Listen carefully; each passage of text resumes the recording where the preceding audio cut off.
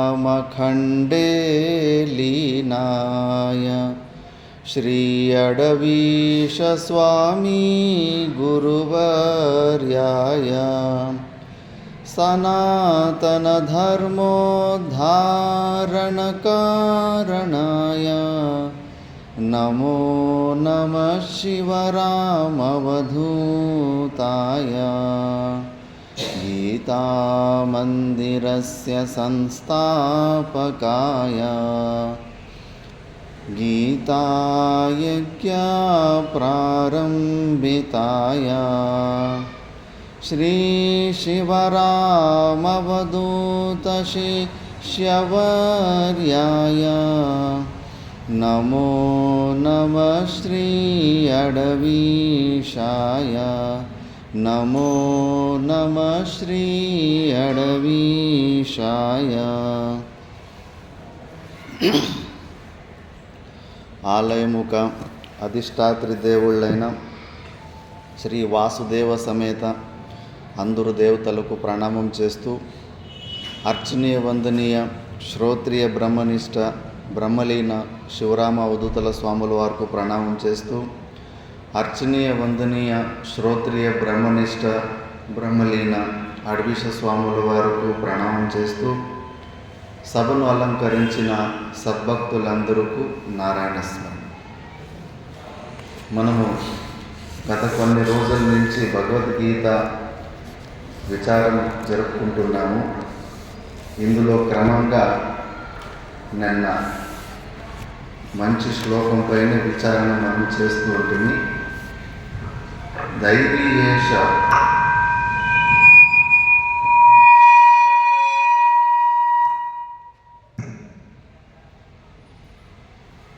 దైవీహేష గుణమయీ మమ మాయా దురత్యయ మామేవ ఏ ప్రపద్యంతే మాయామేతం తరంతితే.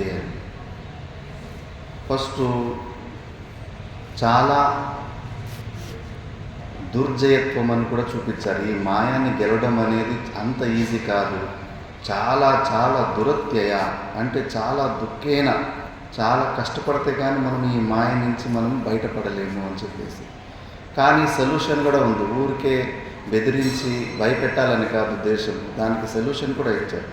మామేవ ఏ ప్రపద్యంతే, నన్ను ప్రపద్యంతే ప్రకృష్ట రూపేణ యో ప్రాప్యతే, నన్ను ఎవరు కరెక్ట్గా యథార్థంగా నన్నే పట్టుకుంటాడో వాడు ఈ మాయను దాటగలడు అని చెప్పేసి. ఇప్పుడు ఈ విషయంలోనే ఎక్కువ క్లీన్ స్లేట్ బుర్ర పెట్టుకొని గురువులని శాస్త్రాన్ని ముందు పెట్టుకొని పరమాత్మని పొందడం అంటే ఏంటి, దీని గురించి మనము బాగా ఆలోచన చేసుకోవాలి. టీకాకారులు, భాష్యకారులు ఇలాంటి సమయంలోనే మనకు సహాయం బాగా వస్తుంటారు. కాలత్రయే అపి అన్యాన్ అపేక్షయా స్వయమేవ దివ్యతే ప్రకాశతే ఇది దేవ అనేది దివి అనే ఒక ధాతుతోటి, అంటే వాళ్ళు స్వయం ప్రకాశ స్వరూపం ఉంటారు కాబట్టి వాళ్ళకు దేవ పరమాత్మ నిర్విశేషాత్ తస్మిన్ ఆత్మని ఆకాశే నీలిమ వద్ అవభాస రూపేణ మయి తిష్టతి ఇది దైవీ. ఈ మాయను దైవీ అని ఎందుకన్నాడు? దేవ సంబంధి అయిన మాయ అని ఎందుకన్నాడు? ఇంతకు ముందు కూడా ఒక ప్రశ్న వేసింటి. కృష్ణుని body colour sky blue, dark blue ఎందుకు? ఈశ్వరుని బాడీ కలరు కర్పూర గౌరం వైట్ కలర్ ఎందుకు? ఈ కలర్ల గురించి కలర్ల ద్వారా ఏం ఇన్ఫర్మేషన్ మనకి ఇవ్వదలుస్తున్నారు? విచారణ చేయాలి. మన సనాతన ధర్మంలో ప్రతి ఒక్క సింబల్కు ఒక నిగూఢమైన రహస్యం ఉంటుంది. వినాయకుని పొట్ట ఎందుకు పెద్దగా ఉంటుంది, తల ఎందుకు పెద్దగా ఉంటుందో, తొండలు ఉంటుంది, ఒక్కొక్క దానికి ఒక్కొక్క రహస్యం ఉంటుంది. కనుక్కోవాలి, ప్రశ్నలు వేసుకోవాలి.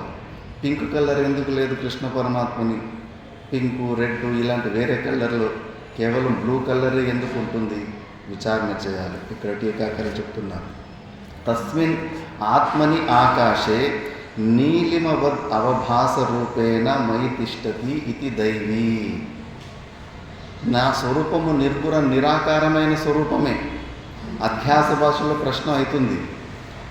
ఏంటప్ప పూర్వపక్షి అడుగుతాడు, నువ్వు ఆత్మ అనాత్మ రెండు మిక్స్ అయిపోయింది ఈ శరీరంలో అంటున్నావు.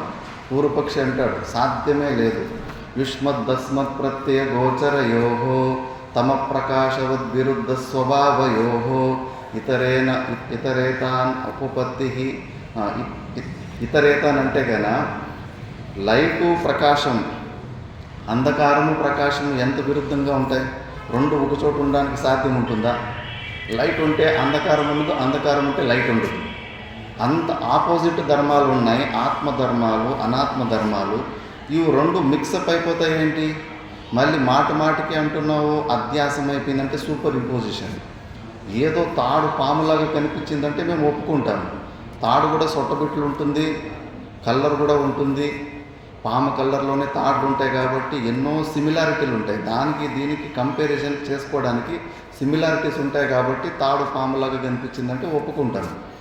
నిర్గుణ నిరాకార రూపమైన పరమాత్మలో ఒకరికి జాతి లేదు, ఒక కలర్ లేదు, ఒక రూపం లేదు, ఏమీ లేని అలాంటి నిరాకారమైన స్వరూపం మీద, అలాంటి పరమాత్మ మీద తాడు మీద పాము కనిపించినట్టు ఈ సకల జగత్తు, ఇంత కలర్ఫుల్ జగత్తు ఎక్కడి నుంచి కనిపిస్తూ ఉంది? ఆ కొండలాగా కొండలు కనిపిస్తున్నాయి, నదులు కనిపిస్తున్నాయి. నిర్గుణ నిరాకార స్వరూపంలో దాంట్లో దీంట్లో సిమిలారిటీస్ ఏమి, సమానతలు ఏమి? దానిలాగా ఇది ఉందని మనము భ్రాంతి పడ్డానికి అని ప్రశ్న వేస్తాడు. అప్పుడు సిద్ధాంత సమాధానం ఇస్తాడు, ఇది ఒకరిని విచారణ చేసుకోకుండా అన్ని సిమిలారిటీలు ఉంటేనే భ్రాంతులు జరుగుతాయని నువ్వు అనుకుంటున్నావు, కానీ సిమిలారిటీ లేకపోయినా కూడా భ్రాంతులు జరుగుతాయి. అవునా? ఎలా మరి? ఎక్కడ జరిగింది? ఆకాశం. ఆకాశం అంటే స్పేస్ కలర్ ఏంటి? ఖాళీ జాగాకి ఏమన్నా కలర్ ఉంటుందా? అది అమూర్త పదార్థం, మూర్త పదార్థం కాదు. అగ్ని, జలము, పృథివీ మూడు పంచభూతాల నుంచి కింద ఉన్నవి కంటికి కనిపిస్తాయి. వాయువు, మళ్ళీ స్పేస్, ఆకాశం అవి కంటికి కనిపించవు, అమూర్త పదార్థాలు అవి సబ్స్టెన్స్ కాదు అవి. మరి ఆకాశంకి ఏది కలర్ లేకపోయినా కూడా మనకు ఆకాశం బ్లూ కలర్గా, తెల్లగా, డార్క్ బ్లూగా, వర్షాలు వచ్చినప్పుడు డార్క్ బ్లూగా ఎందుకు కనిపిస్తుంది? మరి నీది తాడు పాములో మాత్రమే మా గొంతు పట్టుకుంటుంది, తాడులో సొట్టుబిట్లు, అందులో కొన్ని దానికి దీనికి సిమిలారిటీలు ఉన్నాయి, అందుకే భ్రాంతి కలిగిందని. ఇప్పుడు ఏ సిమిలారిటీలు ఉన్నాయి ఆకాశానికి బ్లూ కలర్కి? ఏమీ కంపారిజన్ లేనే లేదు. అయినా కూడా అలాంటి ఆకాశంలో మనకి బ్లూ కలర్ అనేది మనకు భ్రాంతి అవుతుందా లేదా? మళ్ళా ఉల్టా బాండ్లీ తిరిగేసి పెట్టినట్టుగా సెంటర్లో హైట్ ఉంది ఆకాశంలో, సైడ్లో కొద్దిగా తక్కువ ఉన్నట్టుగా కనిపిస్తుంది. కాన్వెక్స్ లెన్స్ లాగా కనిపిస్తూ ఉంటుంది. అవన్నీ భ్రాంతులు మరి ఆకాశంలో ఎలా సంభవిస్తాయి? ఇమేజ్ హోల్డర్ కానే కాదు. కలర్ పట్టుకోవాలంటే ఏదైనా గోడో, స్లేటో, పేపర్ ఏదైనా ఉండాలి కదా. అలాంటిది ఏమీ లేదు ఆకాశంలో. ఆ బ్లూ కలర్ని ఎట్లా పట్టుకుంటుంది? కాబట్టి నీ యుక్తి అది కరెక్ట్ కాదు. సిమిలారిటీస్ లేకపోయినా కూడా భ్రాంతులు జరుగుతాయి. అలాగే నిర్గుణ నిరాకారమైన స్వరూపంలోనే సగుణ సాకారాలు అన్నీ కూడా కల్పితమే, భ్రాంతి నుంచి కనిపిస్తున్నాయి, ఆరోపితమే. ఈ జ్ఞానాన్ని ఇవ్వడానికి పరమాత్ముడు స్వయంగా ఆ కలర్లో వేసుకొని చూపిస్తున్నాడు. ఇక్కడ టీకాకారులు కూడా అంతే. నీలిమవత్ ఆభాస రూపేణ మయి తిష్టతి ఇది దైవీ. ఇప్పుడు ఆకాశం ఉన్నందుకే ఆకాశంలో బ్లూ కలర్ ఉంది కదా, అసలు ఆకాశం లేకపోతే బ్లూ కలర్ కూడా కనిపించదు. అలాగే నిర్గుణ నిరాకార స్వరూపుడు ఉన్నందుకే సగుణ సాకార రూపము, సృష్టికర్తృత్వము, పాలనకర్తృత్వము, లయకర్తృత్వము అన్నీ ఉంటాయి. విషయము చాలా గంభీరమేది, చాలా డీప్గా, చాలా ధైర్యం ఉండి వివేకము ద్వారా మనం ఇది అర్థం చేసుకోవాలి. కాబట్టి యద్వా తథా ఇహ ప్రాగ్యే సా ఏష అవిద్య ఇది శ్రవణాత్ దేవే ప్రాగ్యే తిష్టతి ఇది దైవీ గుణమయి గుణాత్మిక మాయ. మాయ అన్నది గుణాలతో కూడి ఉంటుంది, త్రిగుణాత్మకంగా ఉంటుంది. రజోగుణము, తమో గుణము, సత్వగుణం 3 ఈక్వల్గా ఉన్నప్పుడు ఏమీ సృష్టి జరగదు. వైషమ్యం, డిఫరెన్స్ వచ్చినప్పుడే సృష్టి జరుగుతూ ఉంటుంది. 3 ఈక్వల్గా ఉన్నప్పుడు సృష్టి జరగదు. 3 గుణాలు లెవెల్గా ఉన్నప్పుడు, ఏరుపేరు ఉన్నప్పుడే అక్కడ సృష్టి అవన్నీ జరుగుతూ ఉంటాయి. కాబట్టి జలస్య శైవాలం ఇవ ఆవరణీభూయ తిష్టతి సా ఏష మాయా పుంసాం దురత్యయా. నీళ్ళులాగా నేనున్నాను నిర్గుణ నిరాకార స్వరూపంలో, కానీ పాచిలాగా, నీళ్ళ మీద పాచిలాగా ఈ నా మాయ ఉంది. ఆ పాచి కూడా అంతే. చిన్న స్టోరీ వస్తుంది. చిన్న పిల్లలు ఆటలాడుకునేదానికి ఆవులు మెప్పుకోవడానికి వెళ్ళేవారంట. వాళ్ళు ఆటలాడుకునే జాగా ఒక చోటు ఉండేదంట. ఆ పశువులకి నీళ్ళు తాగే ప్లేస్ ఎక్కడో దూరం 4-5 కిలోమీటర్ దూరంలో ఉండేదంట. అందులో రోజు పిల్లలు ఆటలాడుకుంటూ ఉంటే ఒక పిల్లోడికి నీళ్లు ఇక్కడే ఉంటే బాగుండు కదా అని యోచన చేసుకుంటూ అక్కడ ఒక రాయి మీద కూర్చొని అక్కడ కింద కొద్దిగా పచ్చ గడ్డిలాగా కనిపించింది. రోజు ఒక్కొక్క రాయి చింత చేసుకుంటూ నీళ్ళని ఇక్కడికి ఎట్లా తెప్పియాలా అని ఒక్కొక్క రాయి వేసుకుంటూ ఉంటాడు. అది వేసిన చోటే పడిన చోటే రాళ్ళు పడి ఒక రోజు బరువు ఎక్కువైన రోజు టప్ అని కిందకి పోయి నీళ్ళు పైకి ఎగిరినాయి. అంటే అక్కడే నీళ్ళు ఉండేవి. ఎక్కువ పాచి పెరిగి పాచి మీద గడ్డి పెరిగేసి అది కనిపించకుండా అట్లా ఏదో బురదలాగా కనిపించింది. అతడు సంతోషంగా పరిగెత్తిపోయి ఆ దోస్తులకి, అరే మనము నీళ్ళకి అంత దూరం అనవసరంగా వెళ్తున్నాము, ఇక్కడే ఉండే నీళ్ళు అని పరిగెత్తిపోయి వాళ్ళకి తీసుకొచ్చి చూపించడానికి పోయాడు. ఆ లోపల మళ్ళా చూస్తే కానీ మళ్ళీ పాచి అంతా వచ్చి మళ్ళీ మూసేసుకుంది. మళ్ళా చిన్న రాయి వేస్తాడు. చిన్న రాయి వేస్తే ఎక్కడ పోతుంది? ఒక 10-15 రోజులు చిన్న రాళ్ళు వేసి ఎక్కువ బరువు ఒకసారి పక్కకు పోయి ఉంటుంది. మళ్ళీ గ్యాప్ ఇడిచిపెట్టినందుకు మళ్ళీ అది వచ్చేసి ఆవరణము మూసుకో ఉంటుంది. మళ్ళీ పెద్ద రాళ్ళు వేయాల్సిన పరిస్థితి వచ్చిందంట. మనది కూడా అంతే. మన నిర్గుణ నిరాకార స్వరూపంలో ఆవరణ శక్తి, విక్షేప శక్తులని ఈ 2 శక్తులు ఆ పాచి ఎంత సడన్గా మనము అది నీళ్ళు కాసేపు అన్న తర్వాత కూడా మళ్ళీ సడన్గా వచ్చి ఎలా మూసేసుకుంటూ ఉంటుందో దానికన్నా ఇంకా ఫాస్ట్గా ఇమీడియట్గా ఆవరణ శక్తి వచ్చేస్తూ ఉంటుంది. అందుకే మనం ఎంత విన్నా ఎంత చేస్తున్నప్పటికీ కూడా ఇంకా జీవుడులాగానే వ్యవహారం చేస్తుంటాం, కానీ సచ్చిదానంద స్వరూపులాగా సాక్షిభూతంలో ఉండి క్రియలు చేయలేకపోతాం. కాబట్టి ఇలా ఉంది కాబట్టే పుంసాం దురత్యయ దుఃఖేన అత్యయ అతిక్రమణం యస్యాహ సా దురత్య. చాలా కష్టపడాల్సి వస్తుంది. మా గురుగారు అనేవారు, అక్కడ ఆశ్రమంలో పని చేయడానికి పాత్ర తోమడానికి వచ్చేవారు. వాళ్ళకి నెలకు 6,000 ఇచ్చేవాళ్ళు భోజనం పెట్టి. చూడు 6,000 కోసము వాళ్ళు రోజు ఉదయం నుంచి సాయంత్రం ఎంత కష్టపడతారు. సుఖపడేది ఏముంటుంది? ఎన్ని క్షణాలు సుఖపడతారు. ఇలాంటి చిన్న సుఖాలకే రోజు 10-12 గంటలు కష్టపడుతున్నారంటే మనం పెద్ద సుఖానికి కన్నేసాం.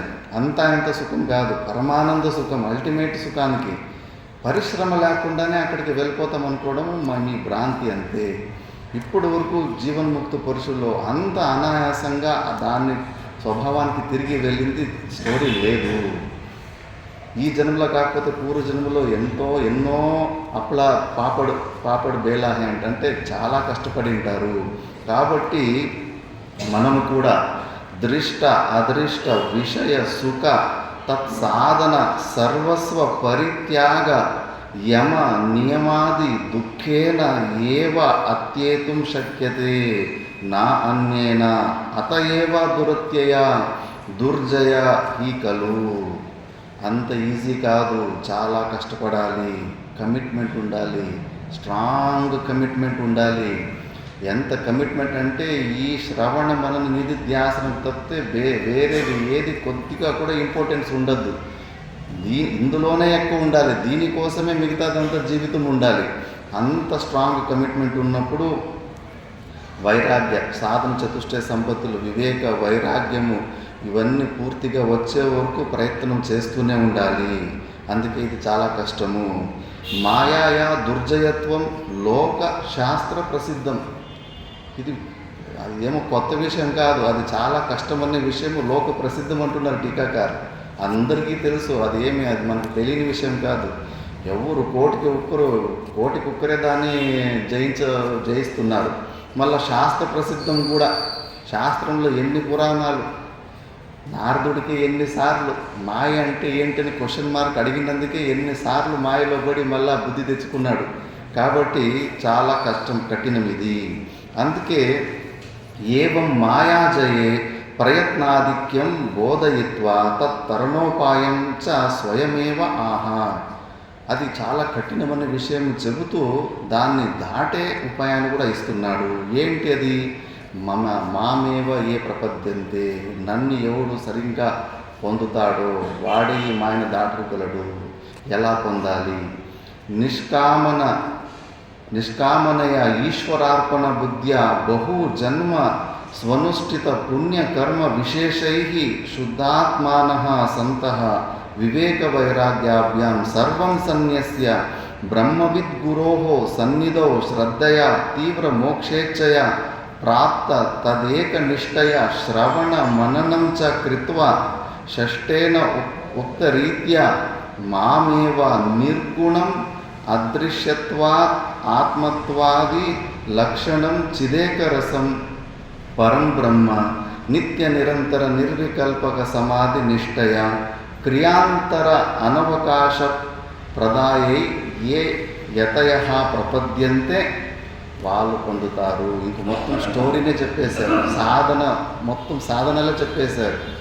వివేకము, వైరాగ్యము, సమాధి షట్క సంపత్తులు, శమ దమ ఉపరతి తితిక్ష శ్రద్ధ సమాధానము తీవ్ర ముముక్షుత్వము ఇవన్నీ పొంది మళ్ళా బ్రహ్మవిద్గురోహో సన్నిధవు సొంతంగా సాధన చేసుకొని మాత్రం ఎక్కడ ఏ టీకాకారో ఒప్పుకోరు.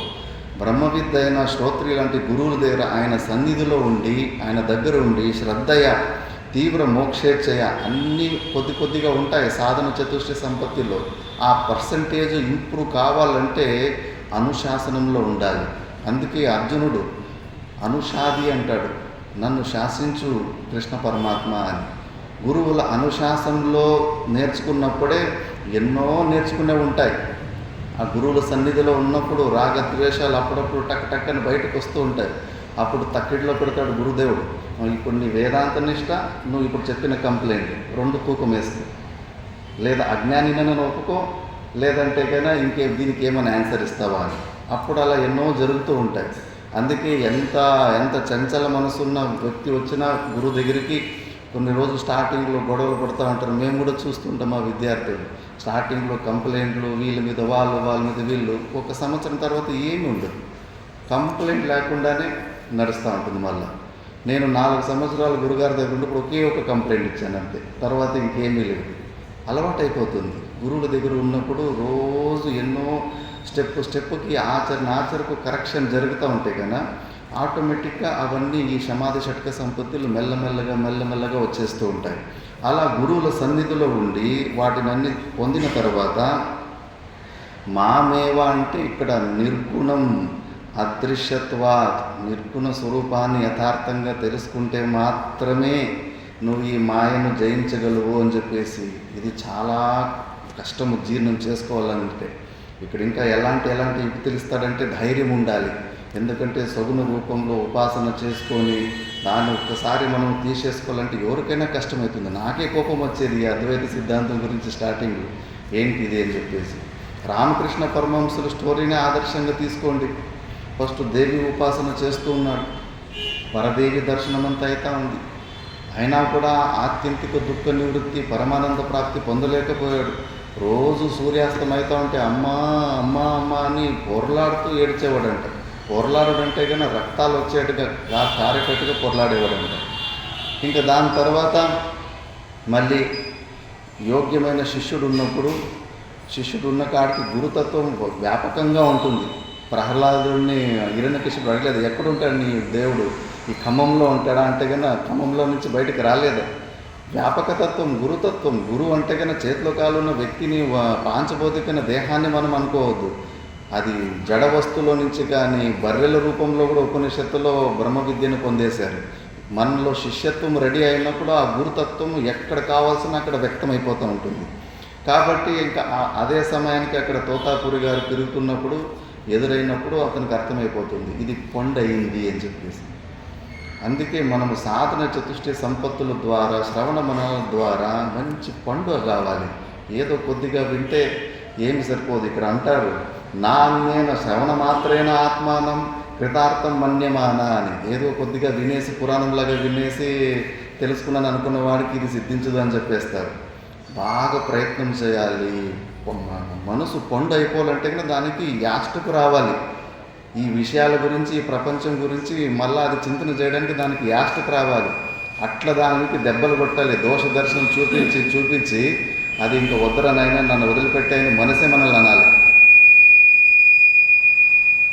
అలా ఇక్కడ నిరంతరంగా ఎవరైతే ఇలాగా ఆ నిర్గుణ స్వరూపాన్ని, ఎందుకంటే నిర్గుణం అదృశ్యత్వాత్, ఈ ఒక్క లక్షణం చాలు. పరమాత్ముడు మన ఇంద్రియాలకి అదృశ్యము, ఆయన దృశ్యకోటిలో ఉండడు. మనకి ఏ అనుభూతులు అయినప్పటికీ కూడా ఎక్కడైతున్నాయి అనుభూతులు? బుద్ధిలోనే కదా నీకు తెలుస్తూ ఉండేది. ఆ అనుభూతిని నేను పొందానని ఎక్కడ పొందావు? బుద్ధిలోనే కదా. మరి ప్రమాత, ప్రమాణము, ప్రమేయము త్రిపుటి అయిపోయింది. అందుకే ఏదైతే త్రిపుటి ద్వారా మనకు అనుభూతికి వస్తుంటుందో అది దృశ్యకోటికి వస్తూ ఉంటుంది. జ్ఞానవత్వం దృశ్యత్వం, దేని గురించి మనకు జ్ఞానం అయిపోతుందో ఇంద్రియాల ద్వారా బుద్ధి ద్వారా అది దృశ్యకోటి, దృగ్ కాదు. దాన్ని చూస్తూ ఉన్నావు కదా, దర్శనం చేస్తున్నావు కదా, జ్యోతి స్వరూపాలకని అనుభూతులకని దాన్ని చూసిన వ్యక్తి సాక్షి, కేవల సాక్షి మనమై ఉంటాము. అక్కడ మన నిలుసుకోవాలి, మన స్థిరత్వము అక్కడికి వెళ్ళాలి, షిఫ్ట్ కావాలి. మన అటెన్షన్ను ఈ ప్రతిబింబ రూపంలో అనుభూతులు కాదు, అనుభూతిని పొందుతున్న సాక్షి రూపంలో, అనుభూతులను కూడా సాక్షి రూపంలో చూస్తున్న కేవల సాక్షి ఉంది కదా, అక్కడ అటెన్షన్ షిఫ్ట్ కావాలి. అందుకే ఇట్లా విపరీత ప్రత్యయ రాహిత్యేన సర్వదా స్వాత్మానుసంధత్తే తే ఏవ గురువాత్మ ఈశ్వర ప్రసాద అతిశయాత్ సమ్యక్ ఉత్పన్న అప్రతిబద్ధ పరాపరైకత్వ విజ్ఞానేన ఏవ ఏతాం ఆవరణ విక్షేపాత్మికాం సర్వానర్థ కారణభూతాం సత్వరజో తమో గుణమయీం మాయాం తత్కార్యంచ విపరీత తద్దర్శన లక్షణం తరంతి. మళ్ళీ ఇంకోసారి గురువాత్మ ఈశ్వర ప్రసాదాత్, గురువుల కృప, ఈశ్వరుని కృప ఉండి ఎప్పుడైతే మనము సరిగ్గా సాధనలు చేసుకుంటూ ఉన్నప్పుడు అలాంటి తోతాపురి గురు ఎలా రామకృష్ణ పరమహంసకు దొరుకుతాడో మనకు కూడా ఆ గురుతత్వం వ్యక్తమవుతుంటుంది. అది అచింతనీయ శక్తి. మనము ఏ ఫ్రీక్వెన్సీలో మనము రెడీగా ఉండాలి, అంతేగాని మనలో శిష్యత్వము ఆటోమేటిక్గా అక్కడ గురుతత్వం అనేది మన దగ్గరికి హోమ్ డెలివరీ అయిపోతుంది. కాబట్టి అప్పుడు ఆ తోతాపురి వచ్చేసి రామకృష్ణ పరమహంసలకి నేను నువ్వు వెతుకుతున్న ఆనందాన్ని నేను నీకు ఇవ్వాలనుకుంటున్నాను, నువ్వు రెడీగా ఉన్నాను దానికోసమే అని చెప్పేసి. ఇద్దరు సాధకులు కాబట్టి ఒకరి గురించి ఒకరికి ఆ తూకం కనిపించేస్తుంది. ఒక జ్ఞానిని ఇంకో జ్ఞానినే కనుగోగలుగుతాడు. తర్వాత సరే మరి నీకు అనుభూతి కావాలంటే నువ్వు సన్యాస దీక్ష తీసుకోవాలంటాడు. నేను దీక్ష తీసుకుంటాను కానీ కొన్ని రోజులు తెల్లబట్టలోనే ఉంటాను, మా అమ్మ ఇంకా బతికే ఉంది, చూసి అనవసరంగా బాధపడుతుంది. సరేలే, సన్యాసం అంటే ఆంతరికమే ముఖ్యము, అహమ్మమ్మ భావాలు కర్తృత్వ భావాలు త్యాగమే అని చెప్పేసి సరే అని ఒప్పుకొని అంత దీక్షకు రెడీ చేసేసి ఈ నిర్గుణ నిరాకార తత్వం గురించి చెప్పి పద్మాసనలంతా వేపించి మంచిగా కూర్చొని ఇంకా చెబుతూ ఉంటే కానీ ఇంకా దేవి రూపం వస్తుంది. దేవి ఉపాసన ఎంత బాగా చేశారంటే ఇంకా సర్వం దేవీమయమే కనిపిస్తూ ఉంటుంది. ఇప్పుడు ఏం కనిపిస్తూ ఉందంటే నాకు దేవి కనిపిస్తూ ఉంది అంటాడు. దేవి కూడా కనిపించకూడదు. ఆ దేవిని చూస్తున్న వ్యక్తివి నువ్వు అక్కడికి షిఫ్ట్ అయిపోవు, ఆబ్జెక్ట్లోనే ఉన్నావు. ఇంకా నువ్వు ఆబ్జెక్ట్ నుంచి సబ్జెక్ట్ వైపు నీ అటెన్షన్ షిఫ్ట్ కావాలి అని. మరి ఏం చేయాలి? నేను ఉపాసన చేసిన నాకు కళ్ళు మూసుకుంటే కళ్ళు తెరిచినప్పుడు దేవినే కనిపిస్తుంది అని. ఓ పని చేయి, ఆ దేవిని కత్తితో కత్తిరించే అంటాడు. ఒక్కసారిగా కోపం వచ్చేస్తుంది. ఏమంటున్నారు మీరు? నేను ఆరాధన చేసిన పూజ చేసిన దేవిని కత్తిరించమంటున్నారా అని చెప్పేసి కాసేపు కోపపడి ఇంకా క్యాన్సిల్ చేసుకుంటాడు. ఇంకా వద్దు, నీ గురుతత్వం వద్దు, నేను శిష్యుడు అన్నట్టుగా. మళ్ళీ అంతఃకరణ శుద్ధి ఉంది కాబట్టి లేదు, ఇతడు చెప్తున్నాడంటే ఏదో ఇందులో సారం ఉంది, సామాన్యుడు కాదు, ఎదురుగా ఉన్న వ్యక్తి సామాన్యుడు కాదని చెప్పేసి, సరే గురుగారు భావంలో అయినా ఒక భక్తుడు తన ఇష్టదేవతకు అలాంటి పని చేయగలడా అని. ఓహో, ఇది కదా నీ ప్రాబ్లము, నువ్వు మంచిగా పద్మాసనం వేసుకొని కళ్ళు మూసుకొని చేతిలో కత్తి పెట్టుకు, దేవి కనిపించిన తర్వాత చేతిలో కత్తి పెట్టుకు, ఫస్ట్ నిన్ను ముగిచ్చేస్తాను, నీ గొంతు కోసేస్తాను, నువ్వు లేవు కదా అప్పుడు, ఇంకెవరో కదా, అప్పుడు ఆ కత్తితోటి నువ్వు ఆ దేవి తల నరికేసిడి అని చెప్పేసి, సరే అని అది హిప్నోటైజ్లో ఇంకా ఆ గురువులకు ఆ శక్తి ఉంటుంది, కాసేపు ఆ భ్రాంతిలో ఉంచేసిండు. నేను లేకపోతే అట్లా అదెట్లా కట్ అవుతుందని కూడా యోచన చేయలేదు. సరేలే అలాగే చేస్తానన్నాడు. దేవి కనిపించిందా? కనిపించింది. చేతిలో కత్తి తీసుకున్నావా? తీసుకున్నాను. చూడు నీ ఫస్ట్ నీ గొంతు కోస్తున్నానని చెప్పేసి గోరుతోటం లేదా ఏదో చిన్న గాజుతోటి అట్టుగా గొంతు కత్తిరించినట్టుగా ఒక అనుభూతిని కలిగించారు. ఇంకా తను లేడు. తను లేనప్పుడు చెయ్యి తానంత తాను పోయి ఎదురుగా ఉన్న దేవిని కూడా కత్తిరించేసింది. అప్పుడు దేవి లేడు, తాను లేడు. మొదటిసారి నిర్వికల్ప సమాధి స్థితికి మొదటిసారికి స్వరూపంలోకి వెళ్తాడు. ఏమీ లేదు, ఇంకా కేవల సాక్షి స్వరూపం. 1.5 రోజుల్లోనే సమాధి స్థితికి వెళ్ళిపోతాడు. గురువుకే ఆశ్చర్యం అయిపోతుంది. ఆయనకు 40 సంవత్సరాలు పట్టింటుంది ఆ స్థితికి చేరుకోవడానికి, అంత స్థిరత్వానికి. వచ్చి మళ్ళీ వచ్చి చూస్తూ ఉంటాడు, వీడేంటి ఇంత తొందరగానే అక్కడికి వెళ్ళిపోయాడని చెప్పేసి మళ్ళా తోతాపూరి ఈయన దగ్గర శిష్యుడిలాగా నువ్వు ఏమేం చేసావు చెప్పు సాధనలు, నీకు ఎలా ఇంత తొందరగా అయిపోయింది, నాకు 40 సంవత్సరాలు పట్టింది అని. ఉపాసన ద్వారా అహంకారాన్ని మొత్తం ప్రపంచంలో ఎక్కడా ఏమీ లేకుండా కేవలం దేవి దగ్గర మాత్రమే ఉంది. ఆ ఒక్క పాయింట్లోనే సింగిల్ పాయింటెడ్నెస్ ఉంది. ఆ ఒక్క పాయింట్ నాకౌట్ అయిపోయేసరికి ఇమీడియట్గా అతనికి దొరికిపోయింది. అందుకే ఉపాసనలో కూడా మనకు ఈగోని డైల్యూట్ చేసుకోవడానికి ఒక మంచి సాధన. కాకపోతే ఆ ఫైనల్ స్టెప్ గురించి మనం ఆలోచించాలి. ఎప్పుడు వరకు ఆ సగుణ సాకార రూపాలను కూడా మనము దాటి నిర్గుణ నిరాకార యథార్థంగా పరమాత్మన స్వరూపుని అర్థం చేసుకుంటాము, అప్పుడే ఈ మాయను మనం గెలుస్తాము. టీకాకారులు అంటున్నారు, నిత్య సర్వం ఇదం అహం చ బ్రహ్మ ఏవ ఇది అప్రతిబద్ధ బ్రహ్మైకత్వ ప్రయత్నేన విధ్వంసయంతి.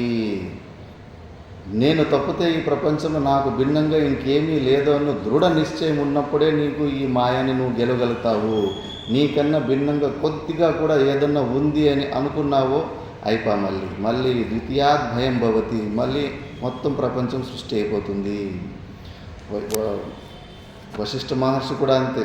మంచిగా సమాధి అభ్యాసం చేసుకున్న తర్వాత 100 సంవత్సరాల సమాధిలో ఉన్నప్పుడు, ఇప్పుడు అంతా నేను లయం అయిపోయిండాలి కదా, నేను తప్పితే ఇంకెవరు లేరు కదా, సృష్టిలో ఉన్నది ఒకటే సచ్చిదానంద స్వరూపం కదా, ఇంకా ఇప్పుడు అలాగైతే కూడా ఇంకేమైనా నాకు తెలియకుండా ఇంకేమైనా కొత్త ఏమైనా వెరైటీగా సృష్టిలు ఏమైనా ఉన్నాయా అని లోపల ఒక క్యూరియాసిటీ వస్తుంది.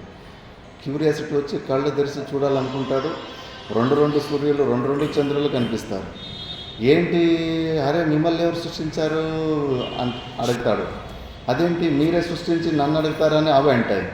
నేనెప్పుడు సృష్టించానని. మీరు ఎప్పుడు మీకు అనుమానం వచ్చిందో నాకన్నా భిన్నంగా ఇంకేమైనా ఉన్నాయని ఆ కౌతూహలంలోనే క్యూరియాసిటీలోనే మా జన్మ అయిపోయింది అన్నాడు.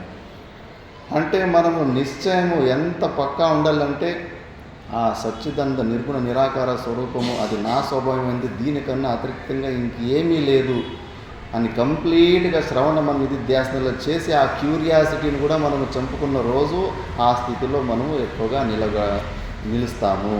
కొద్దిగా ఉన్నా కూడా మళ్ళీ బయటకు వచ్చేస్తూ ఉంటాము. అది మళ్ళీ ప్రమాణంతో చూపిస్తారు.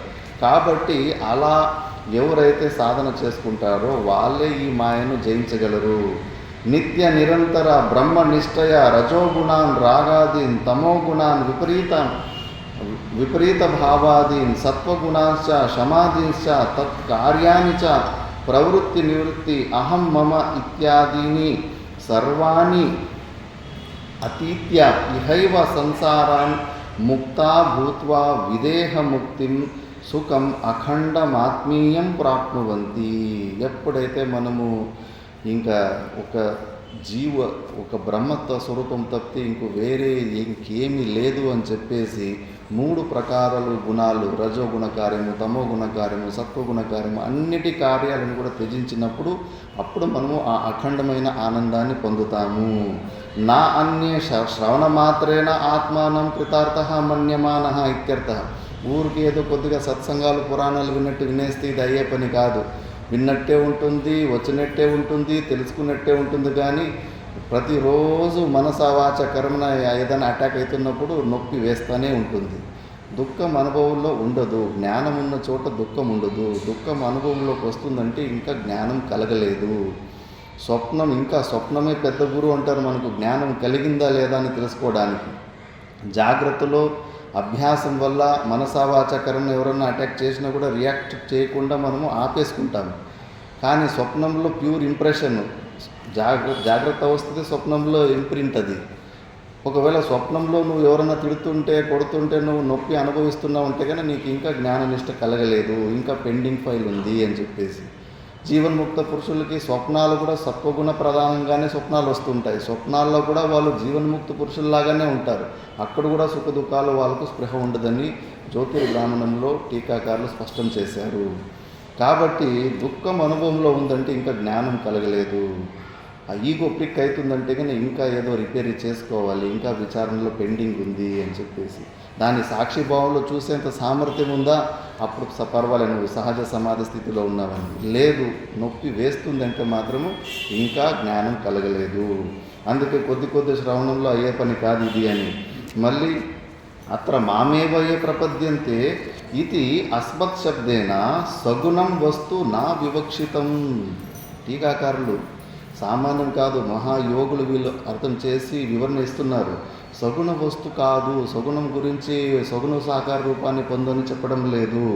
తథాత్వే తదుపాస్య గుణమయ మాయయ అతిక్రమ అసంభవాత్.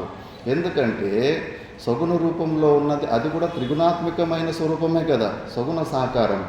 కాబట్టి ఇక్కడ ఎలాంటి చూడు, నహి గుణవద్ ఉపాస్య సత్వాది గుణాతిక్రమేణ భేదదర్శన నివృత్తిశ్చ సిద్ధ్యతి. విషసేవయ అమృతత్వం సిద్ధివత్. విషం తాగి నేను అమృతం కావాలంటే ఎట్లయితుంది?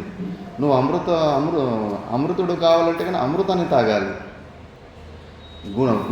గుణమయ అయిన స్వరూపాన్ని పట్టుకొని గుణాతీతుడు కావాలంటే ఎలా జరుగుతుంది అని ఇక్కడ యుక్తిస్తున్నారు. సత్వాది గుణాతి అమృత సేవయ ఏవ అమృతత్వం సిద్ధ్యతి. దుస్సాధ్య కథం సా విషసేవయ సిద్ధ్యేత. అమృతం తాగితేనే అమృతత్వం దొరికేది కష్టంగా ఉన్నప్పుడు దానికి విపరీతంగా విషాన్ని తాగితే కానీ నీకు అమృతత్వం ఎక్కడి నుంచి వస్తుంది అని. తద్వత్ నిర్గుణ ఉపాస్య మాయాయాః తత్కార్యస్య నిశేష నివృత్తి సంభవేన అనర్థకయ సగుణోపాస్య కథం తన్నివృత్తి సంభవేత్.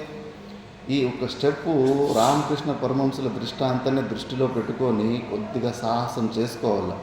ఎందుకంటే ఉపాసకులకి ఇది కొంచెం ఈ స్టెప్ ఎవరికన్నా అధికారం లేని వ్యక్తికి వస్తే కన్నా గొడవలు కూడా అయిపోతాయి. ఉపాస్య దేవతని ఇట్లంట ఇంత దీనిగా తీసి పరేస్తారా అన్నట్టుగా మాట్లాడతారు. కానీ ఇది యథార్థం, శాస్త్రం. ఏదో ఒక రోజు నువ్వు వాడిని స్వయంగా భగవంతుడే శ్లోకాల ద్వారా చెబుతున్నాడు నన్ను పొందడం అంటే ఎలా అని చెప్పేసి. కాబట్టి తతయేవ యదా హి ఏష ఏతస్మిన్ ఉదరం అంతరం కురుతే అతతస్య భయం భవతి. శాస్త్ర ప్రమాణం చూపిస్తున్నారు.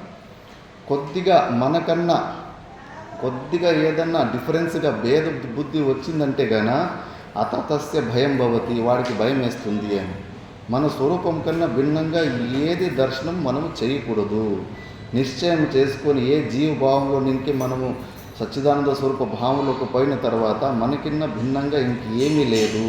కౌతూహల రాహిత్యం జీవన్ముక్తస్య లక్షణం అని చెప్పేసి. శ్రవణ మననాదులు ఏ రేంజ్కు చేయాలంటే నీకు క్యూరియాసిటీ కూడా ఉండకూడదు, మళ్ళీ ఇంకేమన్నా ప్రపంచంలో ఉందా అని చెప్పేసి. ఏదన్నా కానీ మనకి పనికిరాని వస్తువును ఊడ్చిన తర్వాత కొద్దిగా ఒకసారి చెక్ చేసుకుంటాం. ఏదైనా ముక్కు పుల్లలు పడిపోయినాయా, ఏదైనా పడినా ఒకసారి చెక్ చేసేసి మళ్ళీ డస్ట్బిన్కి వేస్తాం. అంతే. ఈ ప్రపంచాన్ని మనం శ్రవణ మన్నాదులో అన్ని సృష్టి తత్వాల గురించి కానీ అన్నిటి గురించి తెలుసుకొని ఇందులో ఏది సచ్చిదానంద స్వరూపానికి సంబంధించింది ఏది లేదు అని చెప్పేసి మంచిగా దాన్ని చూసి దాన్ని పక్కన పెట్టేసి మన స్వరూపంలోనే మనం ఉండాలి. అలా ఉన్నప్పుడు మాత్రమే మనకు ఆ మాయను మనము దాటుకోగలము. అందుకే ఏతస్మిన్ ఉదరమపి అంతరం కురుతే. దీన్ని గుర్తుపట్టుకోవాలి. కొద్దిగా తేడా వచ్చినా, కొద్దిగా భేదబుద్ధి వచ్చినా కూడా మనకు భయం వస్తుంది. ఇది నిర్విశేష ఉపాసిన క్వచిద్ ఈషద్భేదం పశ్యతో విదుషోపి తద్భేద దర్శనస్య సంసార లక్షణం భయం శ్రూయతే కిముత సర్వదా భేదైక నిబంధనాం సగుణోపాస్తిం కుర్వతః. ఇలా జ్ఞానాభ్యాసం చేసుకున్న వ్యక్తికే కొద్దిగా భేదబుద్ధి వస్తేనే వాడికి భయం వేస్తుందంటే ఇంకా ఎప్పుడూ భేదబుద్ధితోనే సాధన చేసి ఇంకా సగుణోపాసుడు గురించి ఏం చెప్పమంటావు అని ఇక్కడ టీకాకారులు అంటున్నారు. ఉపాస్య అనురూపత్వాత్ ఫలసిద్ధేహే. మనం ఎలాంటి ఉపాసన చేస్తే దానికి అనురూపంగానే మనకు ఫలాలు వస్తూ ఉంటాయి.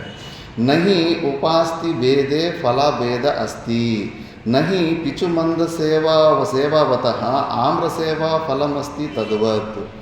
ఆ నిమ్మకాయ తిని మామిడి పండు రుచి కావాలంటే రాదు. నీకు మామిడి పండు రుచి కావాలంటే మామిడి పండే తినాలి. కాబట్టి నువ్వు ఈ త్రిగుణాతీతుడు కావాలంటే కన్నా నువ్వు త్రిగుణాతీతుడైన నిర్గుణ నిరాకార స్వరూపాన్ని నువ్వు పొందాలి. అది ఆల్రెడీ పొందే ఉన్నావని శాస్త్రం ఉంటుంది.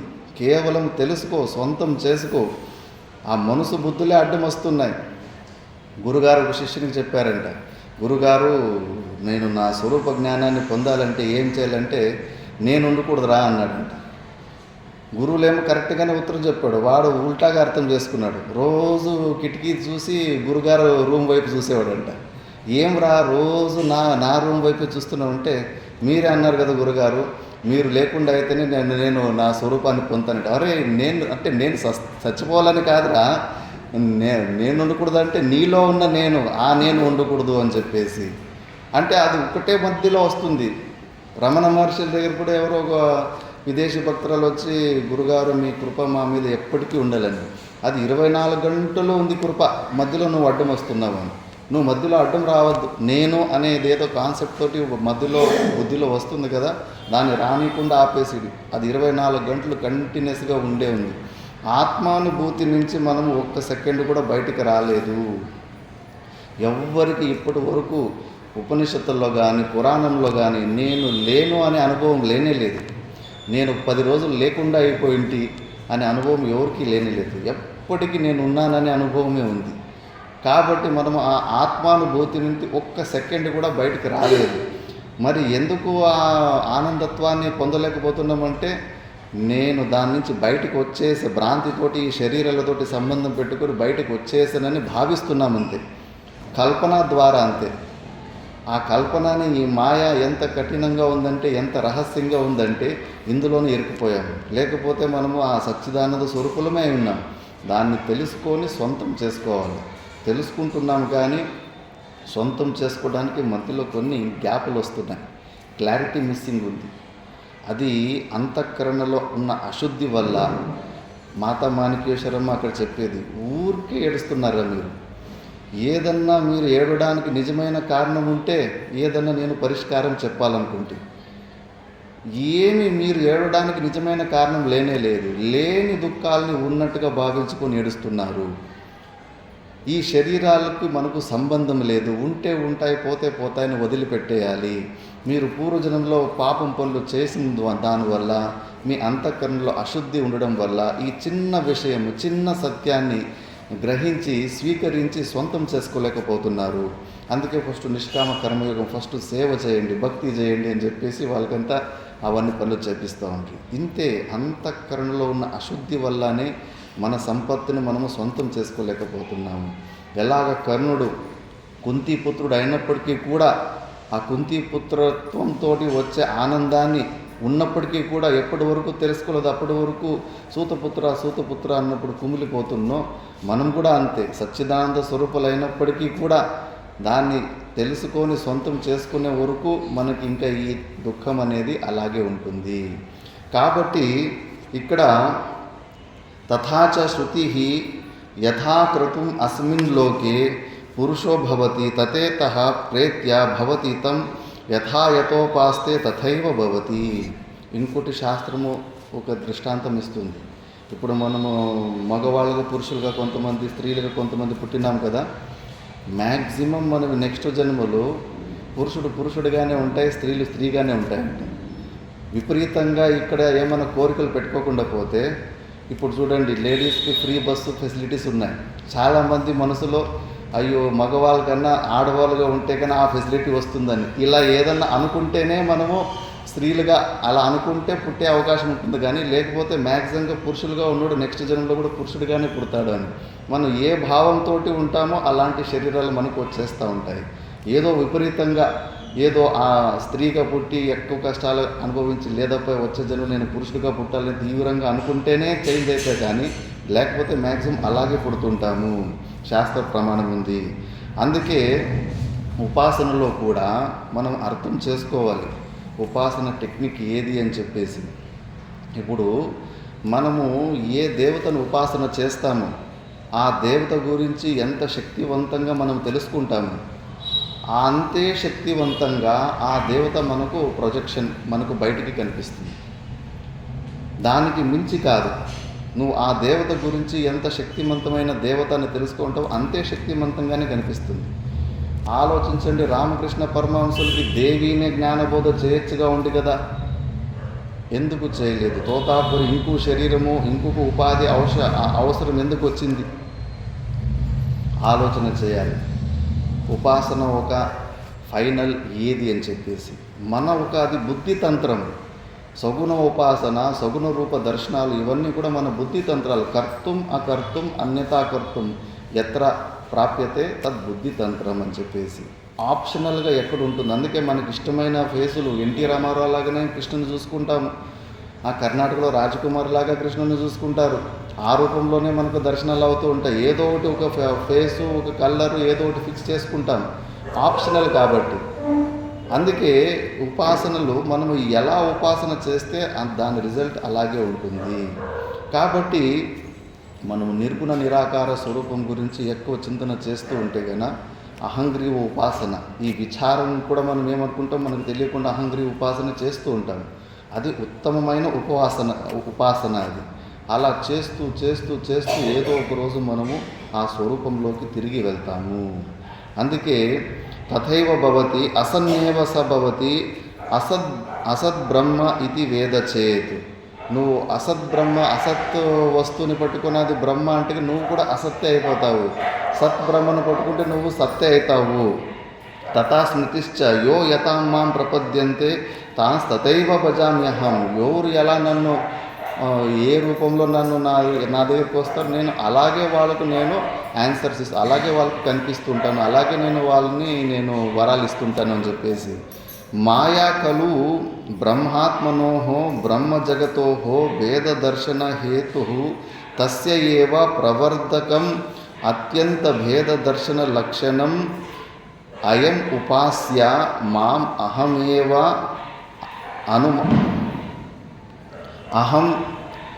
అహం ఏనం ఉపాసే ఇది అహం మమం పద ప్రత్యయార్థ భేదాశ్రయం ద్వైతోపాసనం ఏవ కుర్వతః యది మాయా నివృత్తి స్యాత్ తదా ప్రాచీం దిశాం గచ్చతః కైలాస ప్రాప్తి స్యాత్.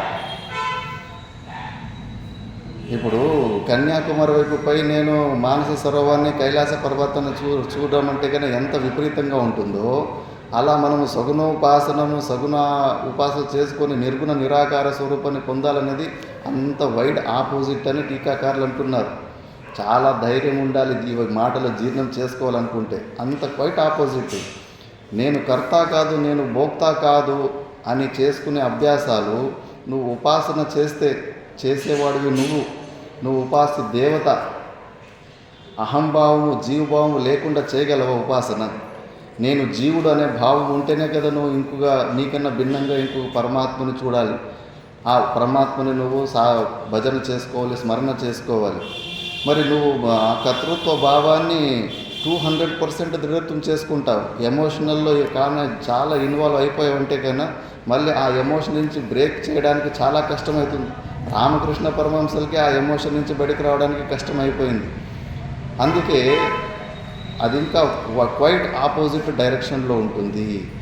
అలా అని ఉపాసన చేయకండి అని చెప్పడం లేదు. అది కూడా చాలా మంచిదే, మన అధికారం చూసేసి అలా చేసుకుంటూ అక్కడ రిజిడిటీని వదిలిపెట్టేసి దాని తర్వాత నెక్స్ట్ అప్డేట్ కావాలి, సరళత్వం ఉండాలి. నేను పట్టుకున్న కుందలకి మూడే కాలన్నట్టుగా దాన్నే పట్టుకొని దాన్నే వాదించుకొని దాన్నే జస్టిఫై చేసుకుంటా ఉంటే పైకి ఎదగలేము. ఆ జీవన్ముక్తి ఆనందాన్ని, మనలో ఉన్న సచ్చిదానంద స్వరూప పరమాత్మని ఆనందాన్ని మనం పొందలేకపోతాము. కాబట్టి అంత విపరీతంగా ఉంటుంది. యస్మాదేవం తస్మాత్ అత్ర అస్మాత్ శబ్దార్థ నిర్గుణమేవ పరం బ్రహ్మ తస్య ఏవ ఉపాస్తిం కుర్వతః ఏవ మాయా అత్యయ ఇది సిద్ధం. పరమాత్మని పొందడం అంటే ఆలోచన చేయండి. మహాభారతంలోనే దగ్గరగా నిలుచుకొని చూస్తూ ఉండడమా, కౌగిలించుకోవడమా, చేతులు పట్టుకొని నిలుచుకోవడమా, ఇవన్నీ కూడా కురుక్షేత్ర యుద్ధంలో అందరూ యుద్ధాల్లో అంతా చూస్తూనే ఉన్నారు సగుణ సాకార రూపంలో. మరి వాళ్ళందరూ ముక్తులు అయిపోయారా?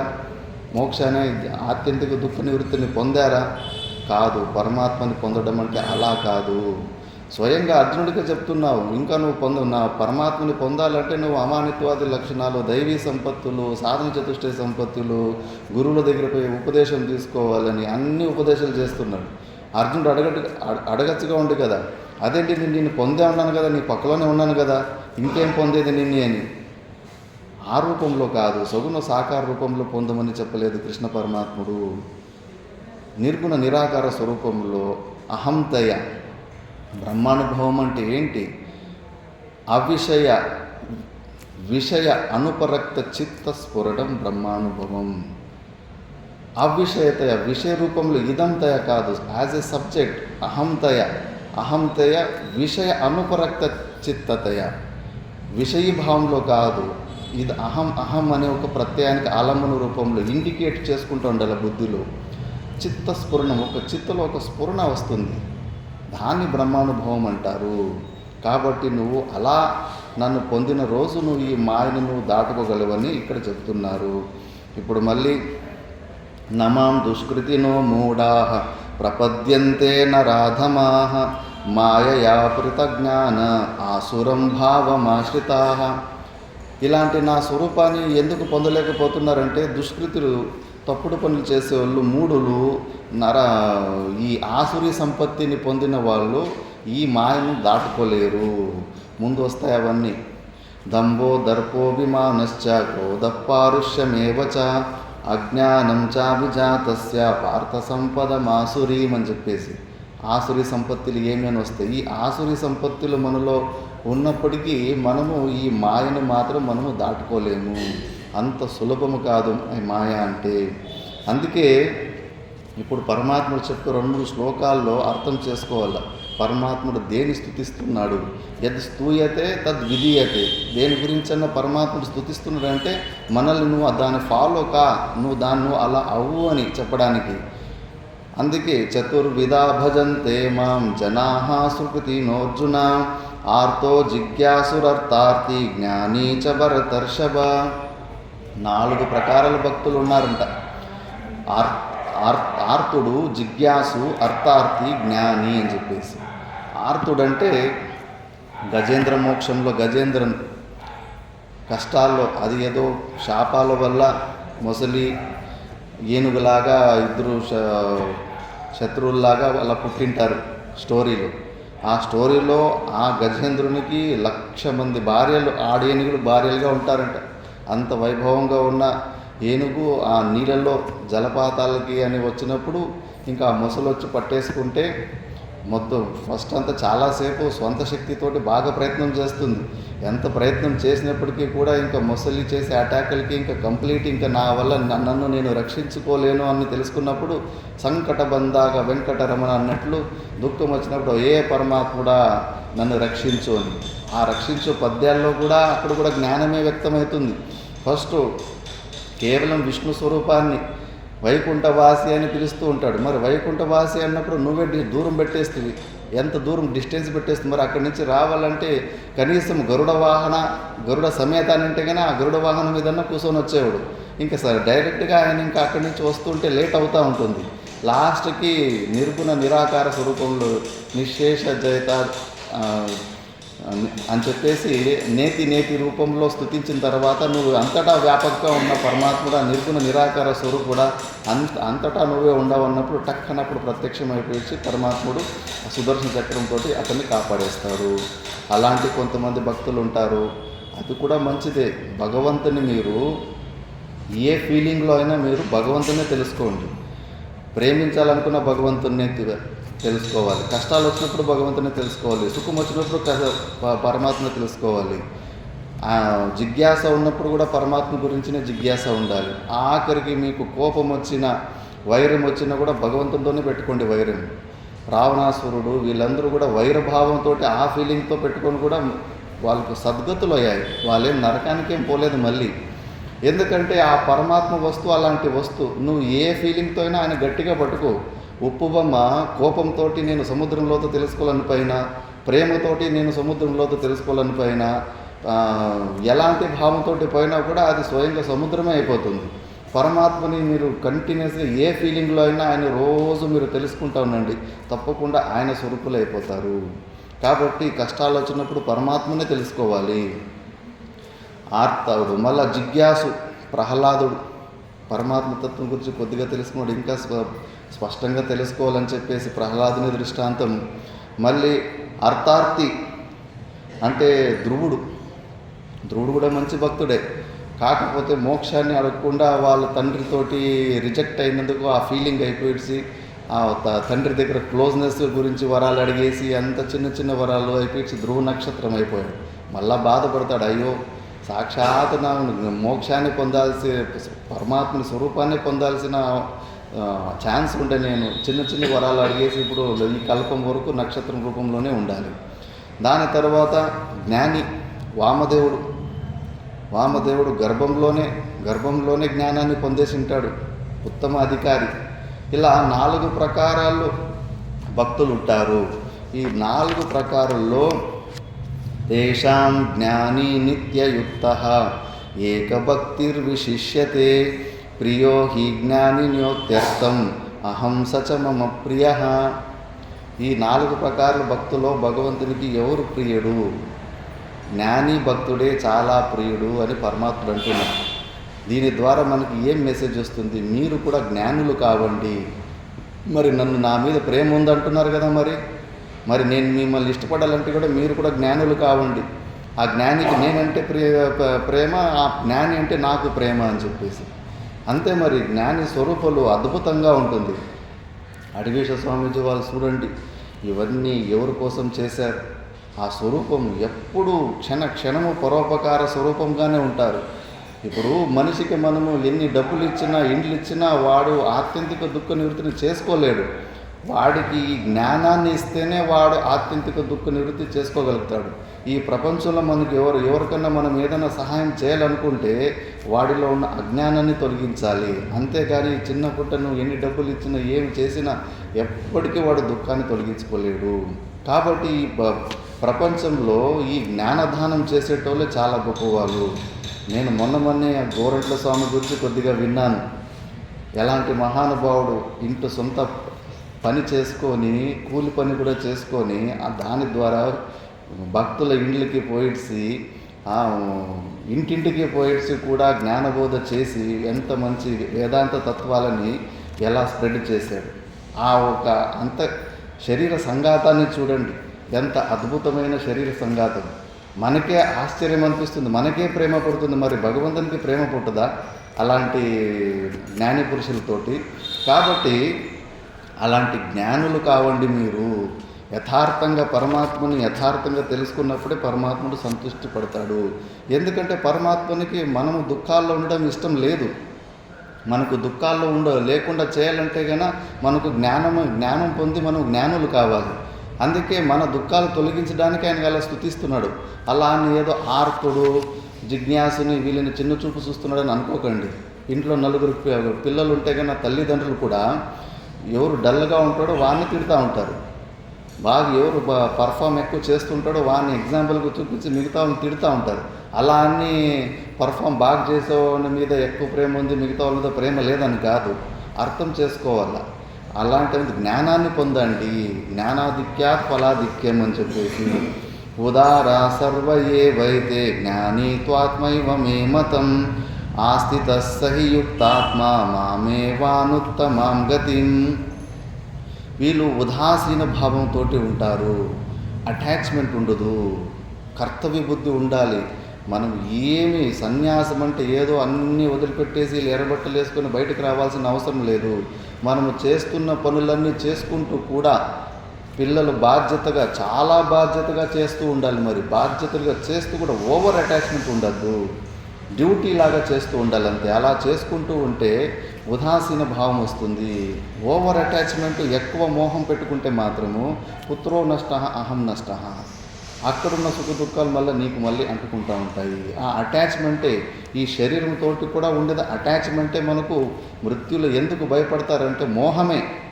అది ఎక్కువసేపు కూడా కాదంట. ఈ శరీరం నుంచి పోయి మళ్ళీ సూక్ష్మ శరీరంలో మనమందరూ ఆ శరీరాన్ని పట్టుకొని శ్మశానానికి తీసుకొని పోయి కాలుస్తుంటే చుట్టూ పైన చూస్తూ ఉంటాడు, కూల్గా చూసుకుంటూ ఉంటాడంట. అందుకే ఆ కుండ నీళ్ళలో పెట్టి కుండ బద్దలు కొట్టి చెప్పేది, ఇప్పుడన్నా పోరా నాయన, నీ శవాన్ని కూడా నీ శరీరాన్ని కూడా కాల్చి పెట్టేస్తున్నాం, ఇప్పుడైనా వదిలిపెట్టి పో అని చెప్పేసి. అంతే, కాసేపే అది. ఈ శరీరమే నేను లేకుండా అయిపోతున్నాను కదా, నా అస్తిత్వమే లేకుండా అయిపోతుంది కదా అని మోహమే ఆ సహస్రవృష్టిక దంష్ట. ఆ మోహం లేకపోతే ఇంకా శరీరం పోతుందంటే హర హర మహాదేవ్ అనుకోండి, ఓం తత్ సత్ అనుకొని శరీరాన్ని వదిలిపెట్టేస్తారు. పీడ తొలగిపోయింది అనుకుంటారు. కాబట్టి ఆ మోహం మాత్రం పెట్టుకోకుండా ఉదాసీన భావంలో ఉండి జ్ఞాని ఎప్పుడూ ఆ సచ్చిదానంద స్వరూపంగానే, ఆత్మస్వరూపంగానే ఉంటాడు. కాబట్టి మామేవ అనుత్తమాం గతిం, తప్పకుండా నన్నే పొందుతాడు. మరి అలాంటి జ్ఞానం రావాలంటే అంత సులభం కాదు. బహూనాం జన్మనామంతే జ్ఞానవాన్ మాం ప్రపద్యతే వాసుదేవ సర్వమితి సమహాత్మాసు దుర్లభ. చాలా దుర్లభం జ్ఞానం అనేది. దత్తాత్రేయ స్వాములే చెప్తున్నాడు, ఈశ్వర అనుగ్రహాదేవ పుంసాం అద్వైత వాసన అని చెప్పేసి. ఈశ్వరుని అనుగ్రహం ఉండాలి. భాష్యకార భగవాన్లే కస్యచిత్ పుణ్యేన, ఏదో ఒక పుణ్యం. ఎందుకంటే ప్రారంభ వేగం ఎలా ఉంటుందంటే ఒకసారి చెడు పనులు చేస్తూ ఉంటే మళ్ళీ బుద్ధి కూడా ఇంకా చెడు పనుల వైపు పోతూ ఉంటుంది. కానీ ఇటువైపు తిరగడం అనేది వాస్తవంగా చూస్తే ప్రాక్టికల్గా మనకు కనిపించదు.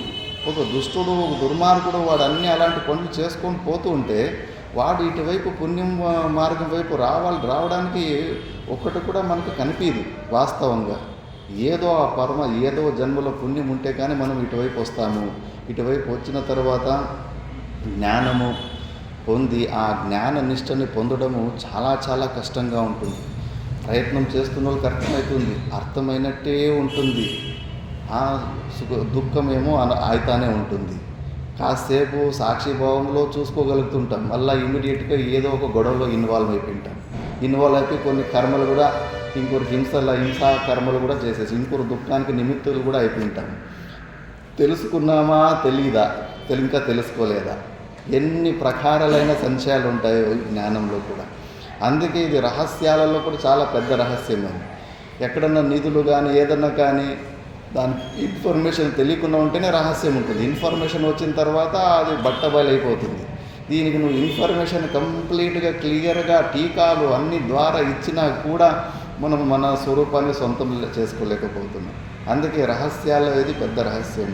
అందుకే భగవంతుడు చెప్పిన ఏ ఒక్క స్టెప్పుని జంపులు చేసుకోకుండా ఫస్ట్ మంచి నిష్కామ భావంతో సేవలు చేసుకొని పరోపకారాల ద్వారా పుణ్యాన్ని సంపాదించుకొని మళ్ళీ గురువుల దగ్గర పోయిడ్చి తద్విద్ది ప్రణిపాతేన పరిప్రశ్నేన సేవయ ఉపదేశంతి తే జ్ఞానం జ్ఞానినస్తత్వదర్శిన. విధివత్తుగా అలాంటి గురువుల ద్వారా ఇదే ఉపదేశము. చెమ్ములో పోస్తే నీళ్ళు, శంకులో పోస్తేనే తీర్థం. శబ్దాలు కూడా అంతే, గురుముఖంగానే పారంపరికంగా వస్తేనే దానికి ఎక్కువ పవర్ ఉంటుంది. అవే మన గుండెల్లో నాటుకుంటాయి. అది అనుభవం చేసిన వాళ్ళకి అర్థమవుతుంది అది. కాబట్టి బహూనాం జన్మనామంతే జ్ఞానవాన్ మాం ప్రపద్యతే. పెద్ద పెద్ద తపస్విలు కూడా ఈ చిన్న విషయంలో చాంగదేవ్ లాంటి వాళ్ళు, అనిమా గరిమాది సిద్ధులు పొందిన వాళ్ళు కూడా ఈ విషయంలో మోహాన్ని పొంది లాస్ట్కి అయ్యో టైం వేస్ట్ చేసుకుంటే కదా, ఈ జ్ఞానాన్ని ముందుగానే పొందొచ్చుగా ఉంటుంది కదా. స్వప్నంలో పెద్ద పవర్ఫుల్ వ్యక్తి అయితే ఏమి బిచ్చకాడైతే లేచిన తర్వాత అంతా ఒకటే. అనవసరంగా వ్యర్థమైన పరిశ్రమ చేసుకున్నాను కదా అని వాళ్ళకు కూడా ఆ ఫీలింగ్ వస్తుంది. అలాంటి యోగులు కూడా ఒక శ్రోత్రియుడు, ఒక జ్ఞాని, పరోక్ష జ్ఞాని అక్కడ వెళ్తుంటే కన్నా అలాంటి యోగులు కూడా అతనికి చాలా సన్మానం ఇస్తారంట. ఎందుకంటే వాళ్ళ దగ్గర ఉన్న నిశ్చయము ఆ యోగుల దగ్గర ఉన్న అనిమ గరిమాది సిద్ధుల కన్నా చాలా గొప్పదని వాళ్ళకి తెలుసు కాబట్టి ఈ జ్ఞానము అంతా ఇంత సామాన్యం కాదు. పరోక్ష జ్ఞానంలోనే ఎంతో రిలాక్స్గా ఉంటుంది. ఎన్నో సమస్యలకు సమస్యల పరిష్కారం ఉంటుంది. మళ్ళీ అనవసరంగా ముందు సూపర్ సెన్సిటివ్గా ఉంటాం, ఇట్లా ముట్టుకుంటే బుస్ అనేటట్టుగా ఉంటాం. అవన్నీ పోయిడ్చి శాంతంగా ఓపిక పెరుగుతూ ఉంటుంది. మనసా వాచ కర్మను ఎవరన్నా మనల్ని అటాక్ చేసినప్పుడు ఈ పరోక్ష జ్ఞానం మనకి నేను సచ్చిదానంద స్వరూపుని కదా, దీనికి భిన్నంగా ఉన్న ఈ శరీర సంఘాతాన్ని వాడు పాయింట్అవుట్ చేస్తున్నాడు. నైష్కర్మ సిద్ధులు సురేశ్వరాచార్య ఇదే అంటారు. ఇప్పుడు ఒక బీపు గింజ, వడ్ల గింజ వేస్తే ఒక వడ్ల గింజ నుంచి ఆ గడ్డి వస్తుంది, వడ్లు వస్తాయి, వడ్ల లోపల బియ్యం ఉంటాయి, 3 ప్రోడక్ట్లు వస్తాయి. ఇంకా నూకలు కూడా 4వ ప్రోడక్ట్ అనుకోండి. విత్తనం ఒకటే ప్రోడక్ట్ కదా, అది ఒకటే ప్రోడక్ట్లోనే 4 బై ప్రోడక్ట్లు వచ్చాయి కదా అని చెప్పేసి పెద్దగా ఏమి డిఫరెన్స్ చూడం మనం. అలాగే మనము ఈ శరీర సంఘాతము తండ్రి పొట్టలో చిన్నగా మైక్రోస్కోప్లో చూసుకోవాలి, అంత చిన్న వీరి రూపంలో ఉండి మళ్ళా తండ్రి తినే అన్నము ద్వారానే ఉత్పన్నమవుతుంది. దాని తర్వాత తల్లి గర్భంలో వచ్చి అన్నము ద్వారానే అది పెద్దగా అవుతూ ఉంటుంది. బయటకు వచ్చిన తర్వాత కూడా అన్నం చిన్నది చపాతి ఉండగలిపి, ఇంకా గెస్ట్లు ఎక్కువ మంది వస్తున్నప్పుడు ఇంకొంచెం చపాతి ఉండగలిపి ఆ ఉండ కలిపి పెద్దది ఎలా అవుతుందో అట్లా మనం తినే భోజనం అంతా అట్లా కలిపి పెద్ద శరీరం అవుతుంది అంతే. అన్నం ఒక వికారం. ఇది అన్నం ఒక వికారమైనప్పుడు ఈ శరీరంలో బై ప్రోడక్ట్లు, అందులో కొన్ని మనం తినే ఆహారం అన్నంలో కొన్ని రసం అవుతుంటాయి. దాని తర్వాత స్థూల శరీరానికి రసం రక్తమై, రక్తం మాంసం పూనుగై, బోన్ బోన్లో బోన్ మ్యారో అయి మళ్ళీ తర్వాత వీరింటి ఉత్పన్నం అవుతూ ఉంటుంది. మళ్ళీ కొన్ని మలమూత్రాల ద్వారా ఒక బై ప్రోడక్ట్ ఈ గోళ్ళు, వెంట్రికలు ఇవన్నీ. ఇప్పుడు మనం ఎక్కడో గోర్లు కత్తిరించి పాడేసి వచ్చి ఉంటాము, వెంట్రికలు కత్తిరించేసి పడేసి వచ్చి ఉంటాము. ఆ గోర్ని కాళ్ళ కింద ఎవరన్నా తొక్కినా మనకి సమస్య లేదు. ఎక్కడో మలాన్ని విసర్జన చేసి వచ్చి ఉంటాము. ఎవరో ఒకడో మలాన్ని నువ్వు దుర్మార్గుడివి, నువ్వు దుష్టుడు అని నిలుచుకొని తిడుతూ ఉంటే కన్నా మనం చూసుకొని పోయేటోళ్ళు మనకేమి కోపం వస్తుంది. ఎక్కడ మూర్ఖుడు దాన్ని తిడుతూ ఉన్నాడు, దాన్ని తిడితే ఏమని అవుతుందని. అంటే మనలో ఉన్న ఒక ప్రోడక్ట్ని ఎవరు తిట్టినా, మనం కత్తిరించిన గోర్లని ఎవరైనా చెప్పుల కాళ్ళతో తొక్కిపోయినా, మన వెంట్రుకలను ఎవరైనా బయట ఏం చేసినా కూడా మనకేమి సమస్య లేదు. మరి ఉన్న శరీరం కూడా అది కూడా తిన్న అన్నంలో ఒక ప్రోడక్టే కదా. ఒక ప్రోడక్ట్లో నేను తక్కుతుంటే నీకేమి కోపం వస్తలేదు. ఈ శరీరాన్ని మాత్రం ఏదైనా ఒక మాట అంటే కానీ ఎక్కడి నుంచి కోపం వస్తుంది? విచారణ చేయి. ఇది కూడా అలాంటి ప్రోడక్టే. అనవసరంగా విచారం చేసుకోకుండా సెలబ్రేట్ చేసుకుంటున్నావు. ఈగో మసాజ్ కావాలని అనుకుంటున్నావు. ఈగోని ఇంకా డైల్యూట్ చేసుకోవాలి.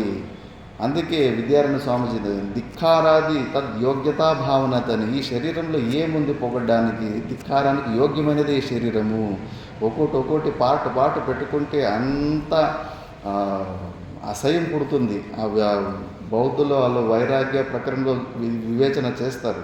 అవి చేస్తే కన్నా అసహ్యం పుడుతుంది శరీరం మీదని. ఇలాంటి శరీరాన్ని మనసా వాచాకరణలో ఎవరైనా ఏదైనా చేసినప్పుడు తట్టుకోలేకపోతుంటాను. ఆ సూపర్ సెన్సిటివిటీ వెళ్ళిపోతుంది కేవలం పరోక్ష జ్ఞానంలోనే. కాబట్టి ఈ జ్ఞానము చాలా చాలా అద్భుతమైన జ్ఞానము. మన సమస్యలకి ఇదే పరిష్కారము. అందుకే అలాంటి జ్ఞాని బహునాం జన్మనామంతే, ఒక్క జన్మలో వచ్చేది కాదు ఇది. ఎన్ని జన్మలో ఎక్కడో మన ఊరు కొండలో గుహలో పోతే ఆ గుహలోకి ముందుగానే ఎప్పుడో పోయినట్టు ఫీలింగ్ వస్తూ ఉంది. ఎప్పుడెప్పుడు ఏ జన్మలో ఎన్నెన్ని సాధనలు చేసుకొని వచ్చి ఉంటామో తెలియదు. చాలా కష్టపడితే ఇక్కడ దాకా వస్తాము. అన్ని ఆప్షన్లు ట్రయల్ అండ్ ఎర్రర్ మెథడ్ లాగా చేసి ఎక్కడ ఏమీ దొరకదా లేదన్నప్పుడు ఇంకా లాస్ట్కి ఈ ఆప్షన్కి వస్తారు. కాబట్టి అలాంటి జ్ఞానవాన్ మాం ప్రపద్యతే, అలాంటి జ్ఞానినే నన్ను పొందుతాడు. ఎవడు నన్ను పొందుతాడో వాడు ఈ మాయని గెలుస్తాడు. ఎవరి ఏ మాం ప్రపద్యంతే తే, ఈ మాయాన్ని వాడు జయిస్తాడు. కాబట్టి మళ్ళీ అలాంటి జ్ఞాని వాసుదేవ సర్వమితి, ప్రతి ఒక్కటి కూడా ఇంకా పరమాత్ముడి ఇంకా తప్పితే ఇంకేమీ కనిపించదు. ఇప్పుడు చూడండి, పరమాత్ముడు నిర్గుణ నిరాకార స్వరూపంలో ఉన్నాడు. ఈ చిదాభాసంలో ప్రతిబింబ రూపంలోనే ఇవంతా జగత్ కానీ మనకు ఈ మన శరీరం కానీ ప్రతిబింబ రూపంలోనే మనం అద్దంలో మన ముఖం చూసుకున్నప్పుడు అలాగే పరమాత్మకు ప్రతిబింబమే. ఇప్పుడు ప్రేమించుకున్న వ్యక్తులు అమ్మాయి ఫోటో అబ్బాయితో పెట్టుకో ఉంటాడు, అబ్బాయి ఫోటో అమ్మాయి పెట్టుకో ఉంటారు. ఆ ఫోటో మీద వాడికి ఏమైనా కోపం వస్తుందా? మరి పరమాత్మని ప్రతిబింబ రూపమైన ఈ ప్రపంచంలో ఏ పార్టీలో నీకు దుఃఖం ఉంది? పరమాత్మ నుంచి ఇది ఎలా భిన్నమైపోయింది? కాబట్టి జ్ఞాని అయినవాడు అసలు ఏమి ఈ ప్రపంచంలో జరిగే మంచు చెడి అన్నిట్లోనూ కూడా ఒక పరమాత్మను అధిష్టాన రూపంలో ఒక పరమాత్మని చూస్తుంటాడు. కానీ పరమాత్మనికి భిన్నంగా ఈ ప్రతీతి జగత్తును కూడా భిన్నంగా చూడడు. కంప్లైంట్స్ ఉండవు అతనికి. కాబట్టి పరమాత్మను కూడా మనము ఎలా ఉపాసన చేయాలని చెప్పేసి శంకరాచార్యులు భగవానుడు పరాపూజలో భలే అద్భుతంగా చెప్పారు. కొద్దిగా దాని విచారణ చేసి మనం ఆపేద్దాము.